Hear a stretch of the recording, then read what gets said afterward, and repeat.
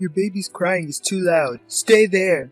In the midst of a cold winter night, my husband dragged me, carrying our baby, and forced me out onto the balcony. Moreover, he locked the window from inside so that I couldn't return to the room. Ignoring my pleas as I banged on the window, he downed his whiskey in one go and went straight to bed. The cold north wind blew relentlessly into our 8th floor apartment balcony, draining warmth from my body. At this rate, my baby will fall ill. Sensing my fear, the baby cried out even more. The more I thought about our situation, the more crushed I felt by anxiety. My name is Lisa. I'm 33 years old. I married my same-aged husband, Robert, 4 years ago, and we just had a baby boy 6 months ago. Our relationship was pretty good until I became pregnant. From about the 5th month of my pregnancy, his attitude towards me suddenly became cold. Lately, we had constant arguments and he verbally abused me whenever he had the chance. Today, too, when he returned home, he yelled at me for lying down, exhausted from childcare. It's your duty as a wife to stay awake until I get home. Remember that I'm the one providing for you. You can't even earn a dime. But it's past 2 in the morning. I can't stay awake that late. I couldn't endure his words anymore. But when I retaliated, our 6-month-old baby started crying and wouldn't stop no matter how much I tried to soothe him. Stay there because it's too loud. Suddenly, Robert shoved me, carrying the baby onto the balcony and locked the door. No matter how much I banged on the window, he wouldn't come back from the bedroom. What's worse, I only had my pajamas on and a cardigan. I didn't even have my phone to call for help, and we were on the 8th floor of our apartment building. It was impossible to get down by myself. The baby was crying even more in this situation. I can't stay out here in the cold wind forever. Worried about my baby's health more than my own, I searched for something to block the wind. I found a tarp in the storage box on the balcony, and I used it to huddle up tightly with the baby, enduring the cold. As if sensing my anxiety, the baby continued to cry, and only his voice echoed in the cold air. I decided to somehow endure until morning, when Robert would hopefully have calmed down, but the cold made my entire body shiver uncontrollably. Before I knew it, it started to drizzle, and it looked like it was going to snow soon. I started to zone out as time passed. This is not good. I need to hold myself together and stay awake. If I fall asleep now, things will take a turn for the worse. I slapped my own cheek to wake myself up, but my consciousness was slowly fading. That's when I suddenly heard a voice calling me. Lisa? Is that you? What are you doing out here at this hour? Looking around, unsure of where the sound was coming from, I noticed the partition board on the balcony, separating our apartment from the one next door, had been removed. Through the gap appeared our neighbor, Miss Miller, looking concerned. This board has been damaged and cracked from a hurricane once and hadn't been repaired since. I had a fight with my husband, and he kicked me out. He even locked the door, so I can't get back inside. What? That's terrible, especially in the middle of a winter night. Come over to my place then. It's a good thing I hadn't fixed this partition board. Miss Miller had removed all the cardboard that had been used to cover the hole. The hole was just big enough that an adult could crouch and squeeze through. Aren't we causing you trouble at this hour? I asked her. No time for that now, she said. First, pass me your baby. I trusted her with my baby, who she kindly offered to take and accepted her invitation into her home. Once inside, she gently wrapped the baby in a warm, soft blanket. To my amazement, the crying baby, who had been inconsolable until a moment ago, quieted down and soon started breathing peacefully, fast asleep. It must be warm and cozy now. Lisa, don't hesitate and get warm under the heated blanket, she said. Oh, thank you. I'm sorry for the inconvenience at this late hour, I replied. My fight with my husband had indeed started after 2 a.m., and the clock on the wall now pointed to 3:30. I had been outside on the balcony for about an hour, and my body felt chilled to the bone. My hands and feet tingled numbly. The baby seems fine. I work night shifts, so I'm naturally a night owl. Stretch out your legs and make yourself comfortable, Miss Miller said. Despite her reassurances, I still felt guilty. Then I realized that my early rising mother-in-law would be waking up soon. I hastily contacted her, and she laughed, saying, "Oh dear, you two had another spat, didn't you?" and agreed to bring the spare key. Until my mother-in-law arrived, I spelled out everything that had been happening to me to Miss Miller. How my husband's attitude had suddenly changed after we had the baby. How he yelled at me for not being able to keep up with the housework despite being a stay-at-home mom. How he blamed me whenever the baby cried at night while he did nothing. Miss Miller listened to me intently, interjecting with sympathetic nods. "I can't keep up the housework because I'm such a lousy mother. I'm always sleep-deprived," I confessed. "You've had a tough time.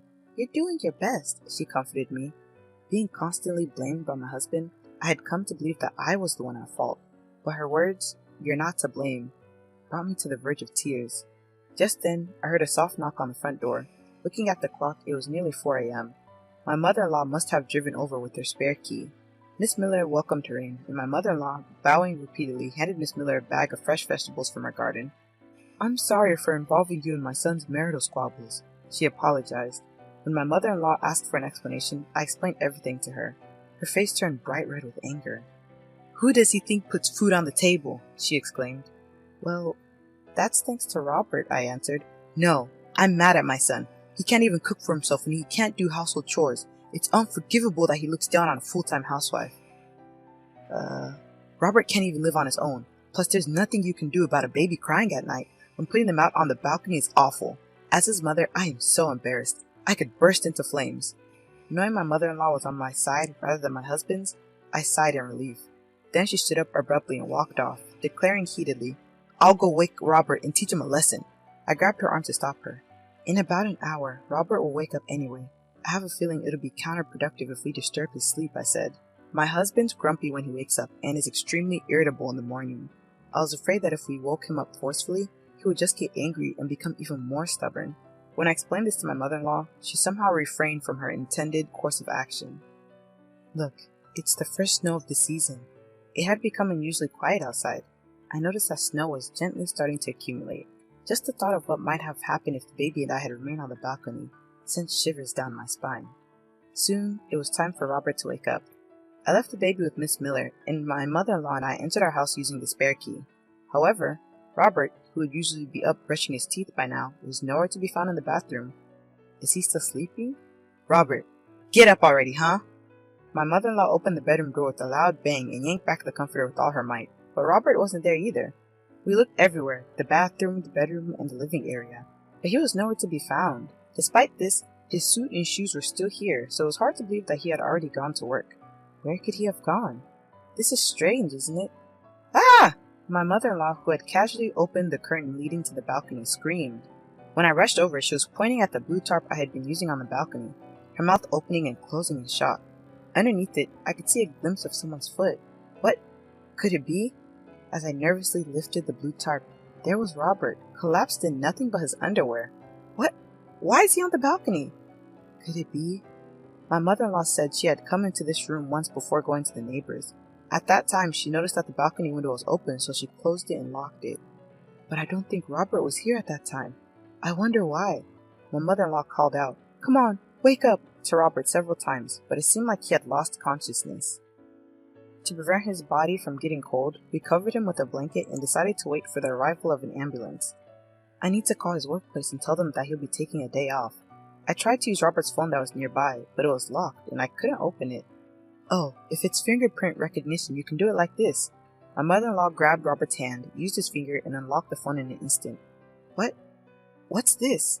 The screen of his phone was left open on iMessage, and there was a lovey-dovey exchange with his affair partner. Upon closer inspection, the recipient of the message was my friend, Serena. Tracing back their convo, it turns out their relationship began 6 months ago. Just around the same time I was entering my second trimester of pregnancy, and my husband's attitude started to grow cold. Not only that, but there were heaps of intimate photos stored in his photo gallery. I see, so that's what was going on. I can't believe they're still seeing each other. Feelings of outrage began to boil within me, and to think that the woman he's cheating on me with was my own friend. My goodness, what is this girl thinking? Let's teach her a lesson she won't forget. With that, my mother-in-law smirked and shared a secret strategy. My husband, who had been rushed to the hospital by ambulance, regained consciousness after various tests and treatments. Still, he was kept in the hospital for a few days, just in case. "Where am I?" As he woke up and looked around in confusion, I explained to him why he was here, and he suddenly became furious. "I was worried that you had fallen off the balcony when I saw you were gone. I slipped and hit my head while trying to check below. The balcony window was somehow closed and it was freezing cold with the falling snow. What were you planning to do if I had died?" Considering my husband's habit of sleeping in his underwear after drinking, the mere fact that he stepped out onto the balcony naked was utterly foolish. I'm sorry you didn't make it to the other world. "You must have locked the balcony door to get back at me." That's not true. Your mother did that. She probably locked it without realizing you were down. Eh? My mom? I couldn't get into the house, so I asked your mom to bring the spare key. Robert was pretty surprised to hear that his mom had come. He kept grumbling about being scolded later now that his mom knew, and how embarrassing it would be if the story spread among the relatives. By the way, how did you manage to get off the balcony? Miss Miller next door noticed and came to my rescue. You never even bring in the laundry, so you probably didn't know that the balcony partition was broken, did you? What? So when she asked why I was on the balcony in the middle of the night, I told her everything. When he realized that not only the relatives but also the neighbors knew about it, Robert's face gradually turned devilish. You're messing with me, you stupid woman. And remember this, he shouted at me. I then thrust his phone in front of him. You've got some nerve to be so arrogant. Of course, his phone had records of conversations with his mistress and photos of them being intimate. Robert's face, which was gasped for a moment, gradually turned pale, saying, "This is bad. It's unacceptable that you had an affair, let alone with my friend." You're a terrible woman for snooping on someone else's phone. When I was looking up the phone number to contact your company, your iMessage was left open. Eh? The company? You're taking a day off today, so it's only right to let them know. After saying that, I explained everything about why he would be taking a day off. Robert looked shocked, and then naturally, he became extremely pale and held his head in his hands. Your boss said that's terrible. I never thought he was that kind of person. I wonder what's going to happen from here on. You might get demoted, or even fired. If I get fired, you're going to have trouble making ends meet. My husband, as usual, lashed out at me with his arrogant attitude. He talked as if everything was my fault. For so long, this attitude made me feel like I was the one to blame. But not anymore. It doesn't matter to me. I despise men who cheat, and above all, I can't be with someone who puts our children in danger. Let's divorce cleanly and conclusively. No way, you're joking. You just have to listen to me, he bellowed, assuming that his aggressive behavior would keep me submissive. It became evident that it was pointless to reason with him. I'm going to make sure you sign the divorce papers, no matter what. I also informed him that I had already contacted the husband of his mistress, who was understandably furious and on his way to the hospital, and that he'd mentioned his black belt in karate and his intention to seek more than just compensation. My husband's face drained of color, and he seemed momentarily panicked, but he quickly snapped, I'm in the hospital. He can't harm me. Then my mother-in-law arrived, carrying things for his stay in the hospital. Oh, you're awake, you good-for-nothing, she remarked. It's your fault, Mom. You locked the balcony door, he defended. You were the one who started all this by forcing Lisa and the baby out on the balcony because you were bothered by your own baby's cry, she retorted. Well, he murmured, momentarily subdued by his mother's scolding. But I went in for the kill. That's why I'm going to the police to report this. What? Why? You put me and our child in danger. Of course I'm going to report you. There's no need to go that far. It was just a marital spat. Nothing serious. Getting a divorce and going to the police, I was the one who suggested her to do both. We were dangerously close to losing our precious grandchild. You're going to end up in a cold jail cell, and you're going to reflect on what you've done. And with that, goodbye. Don't be hasty, Lisa. The child needs a father. Let's not get divorced. Please, no police, he begged. Our baby doesn't need a father who forces us out into the cold in the middle of the night. I don't want to go to jail. Please, spare me. Ignoring my husband's pleas, I went straight to the police station to file a report. After his release from the hospital, my husband was arrested and is awaiting his sentence. Given the severity of his actions, a heavy punishment is inevitable. He was, of course, fired from his job. After the divorce was finalized, I received a property settlement and compensation for his affair. He ended up penniless because of it. Of course, I also demanded $20,000 in compensation from his mistress. I heard her husband divorced her. Now I'm living back home at my parents' house with my son. Maybe it's because the irritable man at home is gone, but my son smiles a lot more these days. When we occasionally visit my mother-in-law, she's always delighted to see us. I will continue to raise my son with overflowing love to protect his precious smile.